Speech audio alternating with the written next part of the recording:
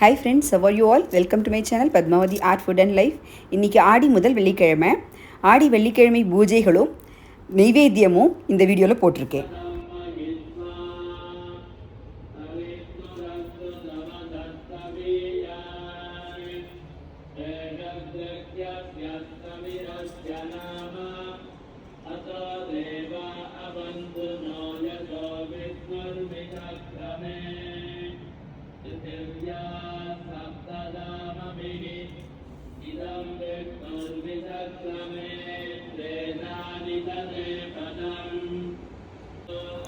ஆடி முதல் வெள்ளிக்கிழமை ஸ்ரீ மகாலட்சுமி சகஸ்ரநாம அர்ச்சனை அஷ்டோத்திர அர்ச்சனை பண்ணுறது ரொம்ப விசேஷம். சகஸ்ரநாம அர்ச்சனை 1008 காயின் வச்சு பண்ணியிருக்கேன்.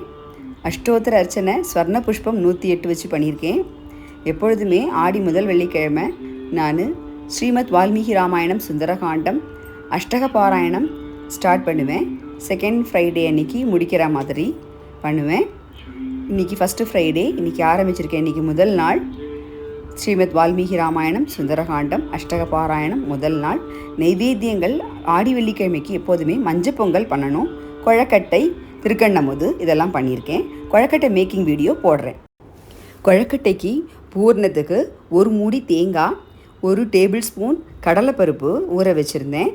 அப்புறம் வெல்லம், இது மூணையும் நல்லா அரைச்சிட்டு நெய் கொஞ்சோண்டு சேர்த்து நல்லா உருட்டி கிளறணும்.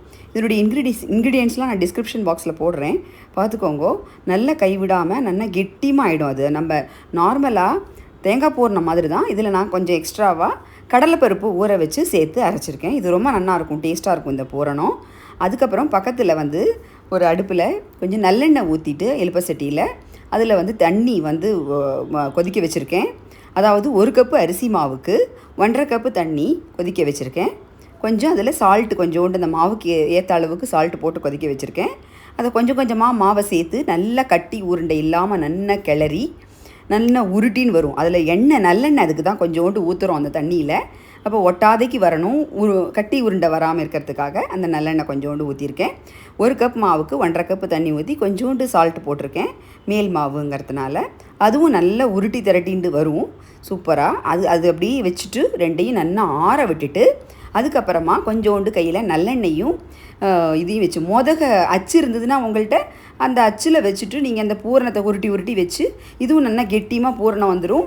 இந்த மாவும் நல்லா வந்துடும். நல்லா கையால் நல்லா பிசைஞ்சிட்டு கொஞ்சம் எண்ணெய் தடவிட்டு, உங்களுக்கு அச்சில் இருந்ததுன்னா எண்ணெய் தடவிட்டு அதில் வச்சு அப்படியே எடுத்து அப்புறம் இட்லி பானையில் வச்சு வேக வச்சுருங்கோ. இல்லைனாக்க கையாலேயே பண்ணலாம். அவ்வளோதான். இதனுடைய இன்க்ரீடியன்ஸ் நான் டிஸ்கிரிப்ஷன் பாக்ஸில் போடுறேன். நான் கொழக்கட்டை கையால் தான் பண்ணுறேன், அச்சில் வச்சு பண்ணுறதில்ல. ஆடி முதல் வெள்ளிக்கிழமை கொழக்கட்டை நெய்வேத்தியம் ஏன் பண்ணுறோம் அப்படின்னா, ஆடி முதல் வெள்ளிக்கிழமை கொழக்கட்டை போட்டால் ஆடி முதல் வெள்ளி முதல் எடுப்போம் அப்படின்னு சொல்லுவாள். முதல் எடுப்போம் அப்படின்னா நம்ம இந்த வருஷம் ஃபுல்லாக தனதானியத்தோட செல்வ செழிப்போட நன்னா இருக்கிறதுக்கு பிள்ளையாரும் மீதி நம்ம வீட்டில் இருக்கிற அத்தனை சுவாமிகளும் நமக்கு அருள் புரிவாங்கன்னு அர்த்தம். ஆடி கடைசி வெள்ளிக்கிழமை கொழக்கட்டை போட்டால் நெய்வேத்தியம் கடன் அடையும் அப்படின்னு சொல்லுவாள். நம்மக்கிட்ட இருக்கிற லோன்லாம் சீக்கிரமாக அடையும் அப்படின்னு சொல்லுவாள். அதை தவிர ஒரு ஆடி வெள்ளிக்கிழமைகள்லேயும் மஞ்சள் பொங்கல் பண்ணி மகாலட்சுமிக்கு அர்ச்சனை செஞ்சால் ரொம்ப நல்லது, ரொம்ப விசேஷம். மஞ்சள் பொங்கல் ஒரு பாயசம், அதாவது ஒரு திருக்கண்ணமுது பாயசம் பண்ணி நெய்வேத்தியம் பண்ணுறது ஒரு வெள்ளிக்கிழமையும் மகாலட்சுமிக்கு அர்ச்சனை பண்ணிட்டு பண்ணுறது ரொம்ப விசேஷம். மஞ்சள் பொங்கல் எப்படி பண்ணுறது அப்படிங்கிறத நான் நெக்ஸ்ட் வெள்ளிக்கிழமைக்கான வீடியோவில் உங்களுக்கு அதை எப்படி பண்ணுறது அப்படிங்கிறத நான் உங்களுக்கு போடுறேன்.